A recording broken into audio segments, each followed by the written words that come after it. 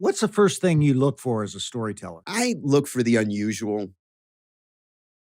I think that if you read the headlines, there are a lot of things which are that everybody knows. I look for the stories that maybe not everybody knows.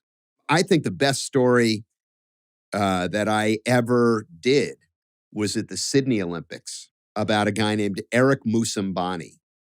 Eric Moussambani got this nickname, Eric the Eel, and he was not qualified for the games by numbers, but he got what they called an Olympic wildcard berth, which meant that the IOC, the International Olympic Committee, would include certain athletes from countries that hadn't necessarily qualified, but in the interest of trying to grow the sport, they would include these athletes and give them the Olympic experience, maybe to inspire people in their own countries. So here comes this guy from Equatorial Guinea. Because he was the lowest of qualifiers, he was in the first heat. Well, there were only 3 people in the first heat. The other 2 wild card qualifiers also. They both false started. So what ended up happening was here's this Eric the Eel swimming by himself.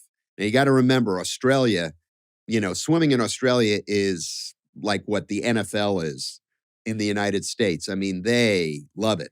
So this guy dives in the water, and maybe for the first 15 meters, he looked like he knew what he was doing. But it clearly became evident that he was out of his element. And, you know, it became a thrashing stroke and then literally a dog paddle. I mean, he was in the pool by himself. And I remember that some of the athletes some of the spectators might have started off laughing. But by the time he got about halfway there, they were cheering endlessly.